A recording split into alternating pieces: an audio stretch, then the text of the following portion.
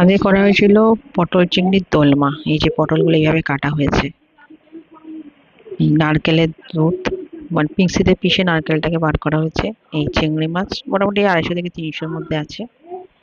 এই পেঁয়াজ কাটা হচ্ছে, নারকেলটাকে চিপে পুরো নারকেলের দুধটা নিংড়ে নিয়ে বার করা হচ্ছে। এই পেঁয়াজ কাটা হয়ে গেছে, আলু, সরি, পেঁয়াজ, চিংড়ি এটাকে একত্রে ভেজে, এইটা হচ্ছে আটাটাকে এই পটলের মুখটার মধ্যে চিংড়ির পুরটাকে ঢুকিয়ে আটা দিয়ে মুখটাকে বন্ধ করার চেষ্টা করা হচ্ছে, যাতে ভাজার সময় এটা না বেরিয়ে আসে। এই যে পুরটা ঢোকানো হলো, ঢুকিয়ে আটা দিয়ে এর মুখটা ভালো করে দেয়া হচ্ছে বন্ধ করে। এই যে এইভাবে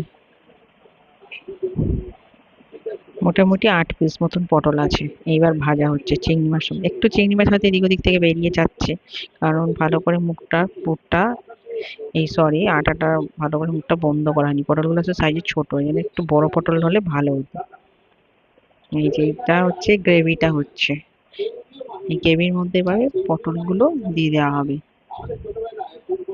এই যে পটল চিংড়িগুলো ভেজে এবারে ওর মধ্যে আস্তে আস্তে করে ছেড়ে এই যে হয়ে তৈরি হয়ে গেল পটল চিংড়ি মাখা মাখা।